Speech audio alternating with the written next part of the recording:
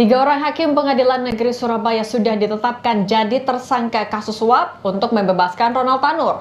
Dan saat ini Kejagung tengah menyelidiki aliran dana untuk mencari kemungkinan tersangka lain. Kita bahas kasus ini bersama pakar hukum pidana Fakultas Hukum Unsud, Prof. Hipnu Nugroho. Selamat petang, Prof. Hipnu. Selamat petang, Mbak Sidi. Prof. Hipnu, tadi kan ada barang bukti yang ditemukan oleh penyidik bertuliskan buat kasasi. Nah, sebenarnya proses verifikasi yang harus dibuktikan atau dilakukan oleh Kejagung untuk membuktikan ada atau enggak sih sebenarnya aliran untuk proses kasasi seperti apa, Prof? Ya, ini berbasis pada sebetulnya yang aktif memberikan itu siapa. Tadi Pak Dirdik menyatakan bahwa sumbernya adalah dari oknum penasihat hukum. Berarti oknum penasihat hukum di sini itu adalah bertindak sebagai maklar. Maklar yang aktif untuk memberikan ketiga hakim yang ditataran pada pemeriksaan pengadilan negeri, yang kemudian pengadilan negeri kemarin bebas, dalam bebas itulah Kejaksaan Agung wajib kasasi. Lah, konteks hukum kasasi inilah saya kira tadi ada bungkusan untuk kasasi itu dalam rangka juga siapa yang akan jadikan target untuk siap memeriksa dalam kasus yang bersangkutan. Sehingga yang diharapkan bahwa yang bersangkutan tetap pada posisi putusan pada pengadilan negeri.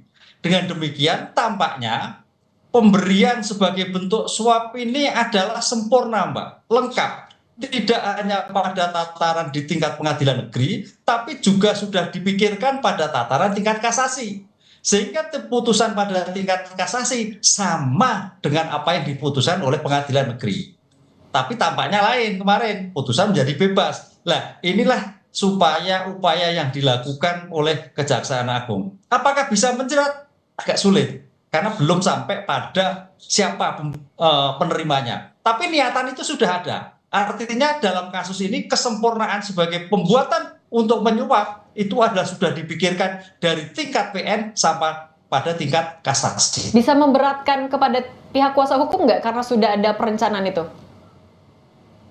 Sekarang kuasa hukum ini diperintah atau kehendak sendiri. Inilah yang saya kira harus dikembangkan oleh penyidik Kejaksaan Agung. Penasihat hukum itu atas perintah siapa? Duitnya siapa? Dari mana? Lewat pengiriman seperti apa? Sehingga ini bisa berkembang, Mbak, dari kasus itu. Yang membawa duit, yang mengumpulkan duit, sampai yang menyerahkan duit. Itu. Artinya pemeriksaan kepada Ronald Tanur ataupun juga keluarganya, ini bisa dibilang urgent nggak, Prof. Hipnu? Urgentnya adalah urgent sekali. Karena nanti pasti seorang penasihat hukum menyampaikan bahwa ini adalah perintah A. Duitnya dari A.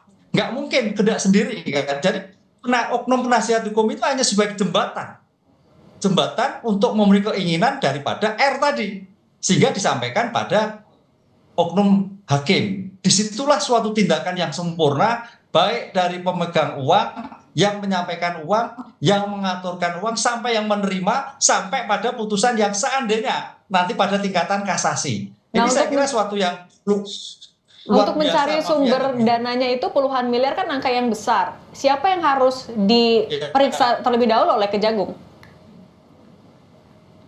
Paling tidak penasihat hukumnya sudah ada. Oknum penasihat hukum pasti akan bicara, Mbak. Nggak mungkin dia akan pasang badan.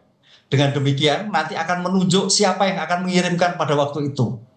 Ketika mengirimkan pada waktu itu gampang dengan audit forensik, dengan transaksi IT, aliran dana, apalagi kalau menggunakan transfer, apakah menggunakan gampang masalah tarian. Yang penting sekarang bagaimana kemampuan penyidik Jaksa Agung untuk mengungkap oknum pengacara itu akan membuka semuanya.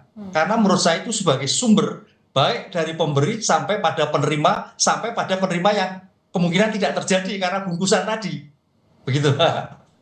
Tapi Prof. Hipnu, artinya potensi adanya tersangka lain di luar itu apabila kuasa hukum mau membuka kasus seluas-luasnya besar sekali ya kemungkinannya? Ya, sangat besar sekali. Makanya kemarin kalau kita melihat sangkaan dari ketiga oknum tadi, hakim, adalah pasal 55.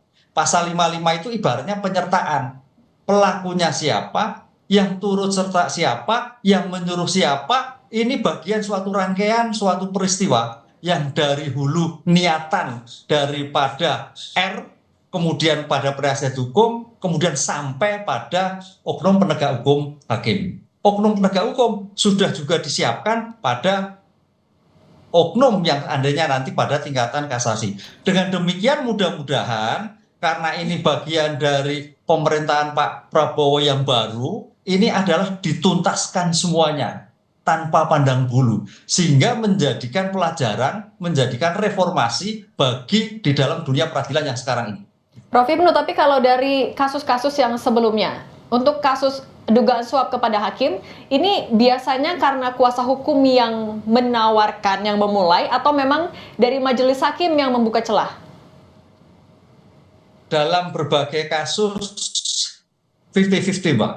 Ada yang dari hakim, kita ingat dulu kasusnya MK, ada yang juga dari pengacara. Disinilah saya kira kalau dalam ilmu pencegahan itu adalah kekuatan integritas cukup dipertaruhkan. Kalau toh pun memang ada tawaran dari pengacara, hakimnya harus menolak. Atau sebaliknya, kalau toh ada tawaran atau isyarat-isyarat dari seorang hakim, harusnya pengacara menolak. Ini tampaknya tidak terjadi. Tidak terjadi, sehingga konsep yang dibangun sekarang bagaimana peningkatan integritas. Coba kalau kita lihat di semua instansi penegak hukum, integritas, pencanangan integritas, itu baru tatanan formal. Bagaimana tatanan formal itu untuk membumi dalam suatu tindakan perilaku, itulah yang sekarang cukup dipertaruhkan, yang harus betul-betul dilaksanakan pada semua penegak hukum dalam rangka penataan suatu perkara. Oke, integritas yang harus dibuktikan dan juga itu menjadi pertaruhan. Terima kasih Prof. Ibnu sudah berbagi di Kompas Petang. Sehat selalu.